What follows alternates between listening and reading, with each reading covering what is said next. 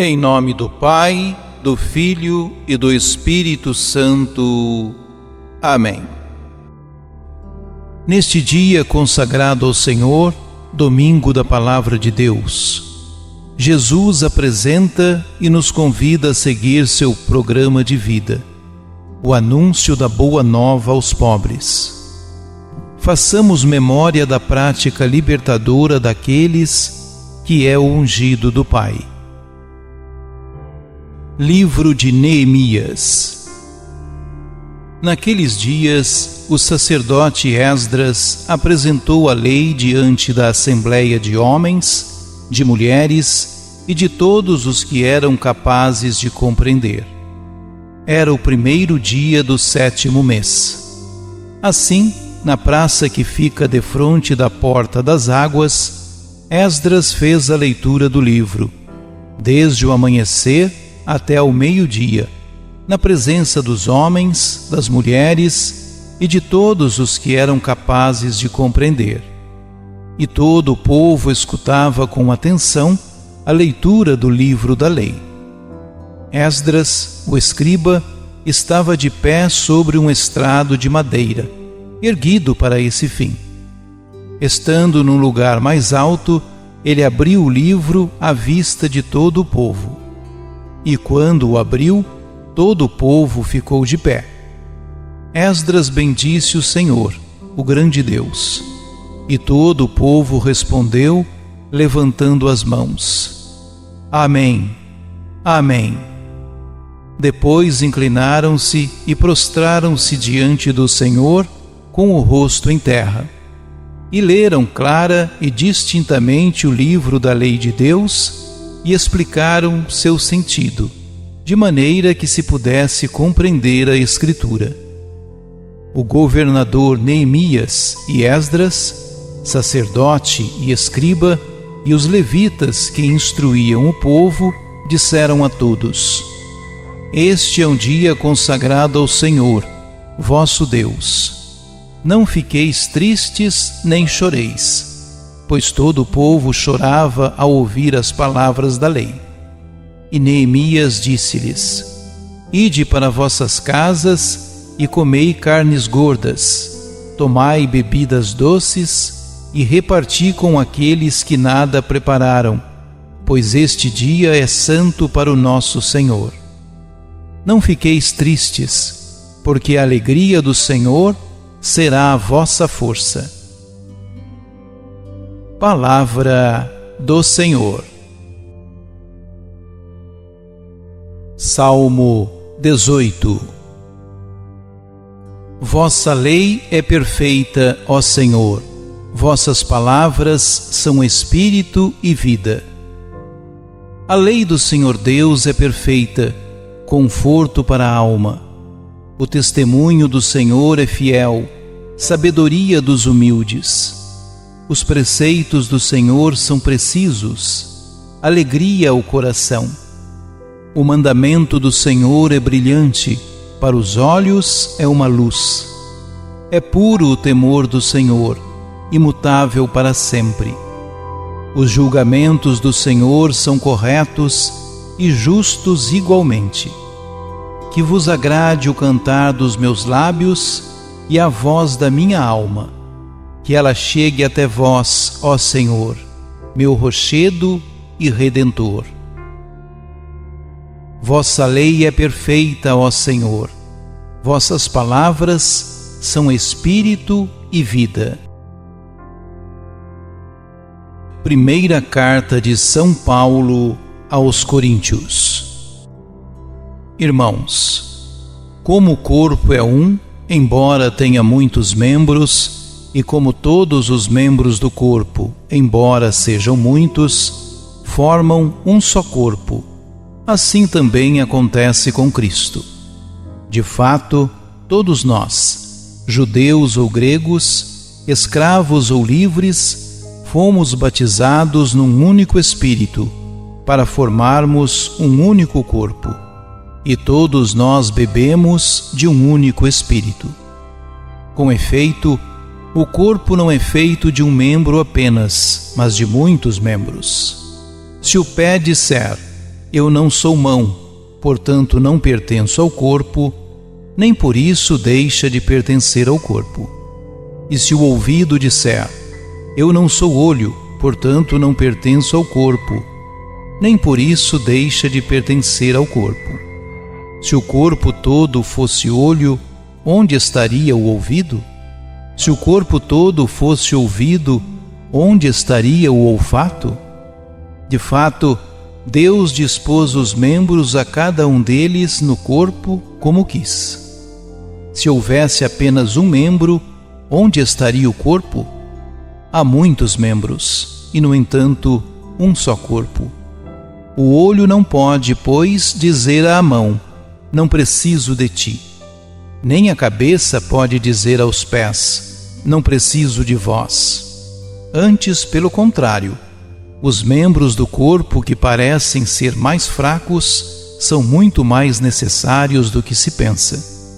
Também os membros que consideramos menos honrosos, a estes nós cercamos com mais honra, e os que temos por menos decentes, nós o tratamos com mais decência.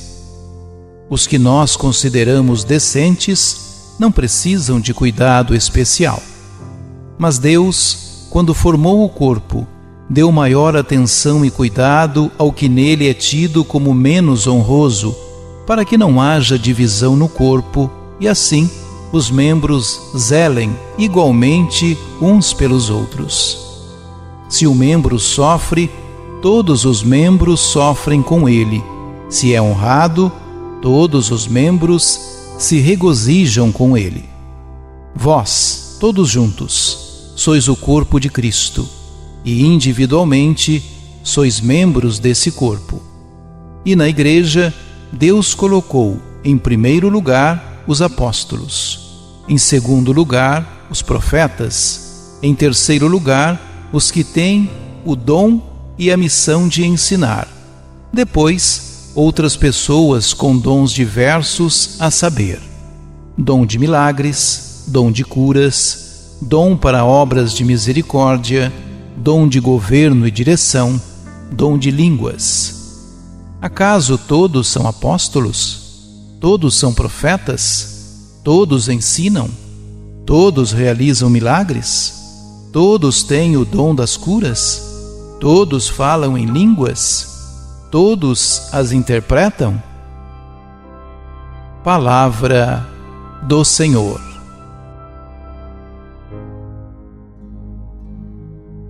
Proclamação do Evangelho de Jesus Cristo segundo Lucas.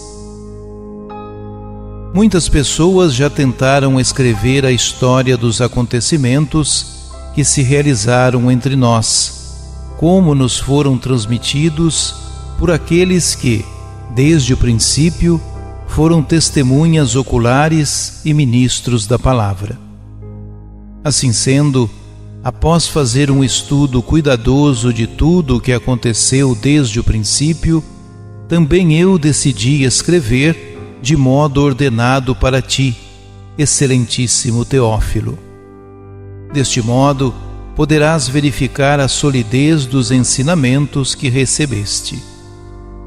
Naquele tempo, Jesus voltou para a Galiléia, com a força do Espírito, e sua fama espalhou-se por toda a redondeza.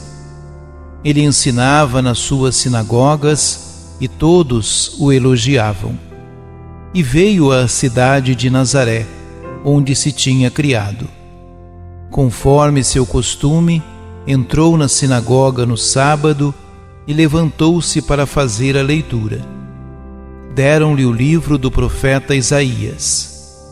Abrindo o livro, Jesus achou a passagem em que está escrito: O Espírito do Senhor está sobre mim, porque Ele me consagrou com a unção para anunciar a boa nova aos pobres. Enviou-me para proclamar a libertação aos cativos e aos cegos a recuperação da vista, para libertar os oprimidos e para proclamar um ano da graça do Senhor. Depois fechou o livro, entregou-o ao ajudante e sentou-se. Todos os que estavam na sinagoga tinham os olhos fixos nele. Então começou a dizer-lhes: Hoje se cumpriu esta passagem da Escritura que acabastes de ouvir. Palavra da salvação.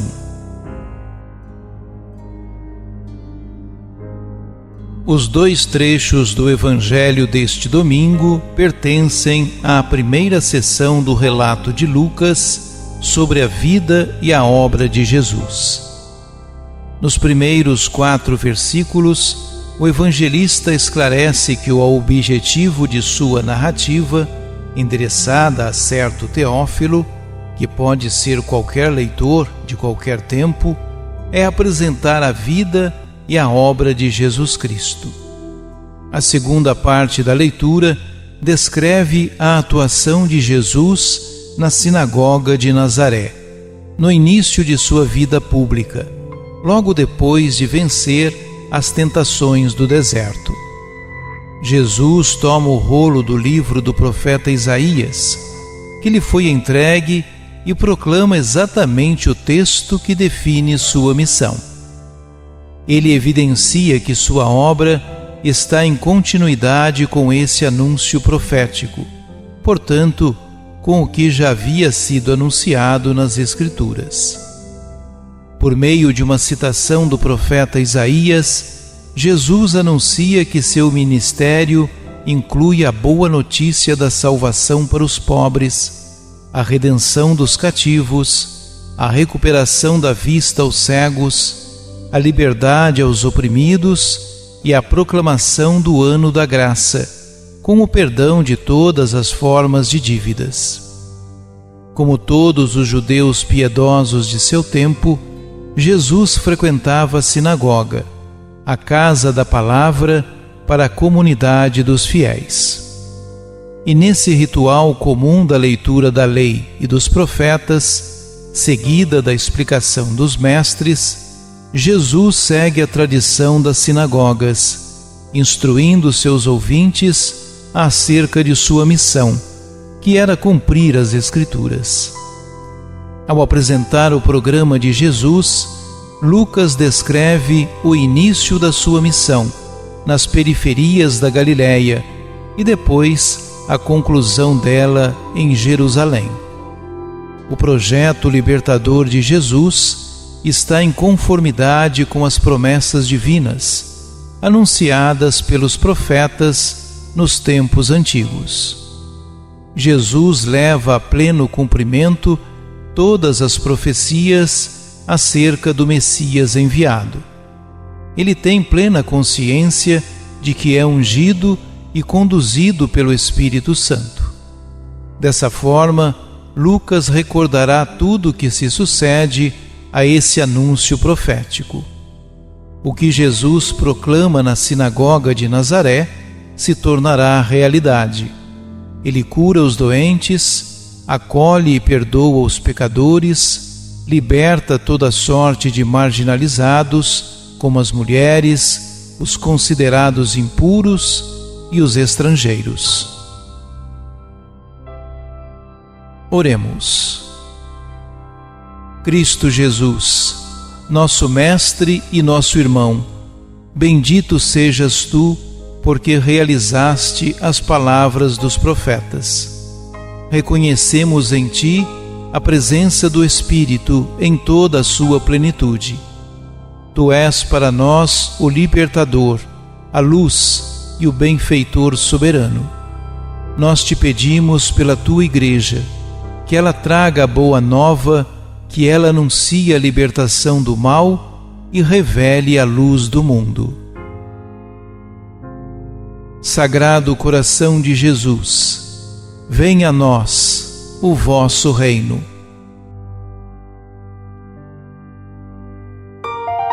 Ajude-nos a evangelizar. Se inscrevam em nosso canal, ativem o sininho, dê o joinha em nossos vídeos e compartilhem a palavra de Deus.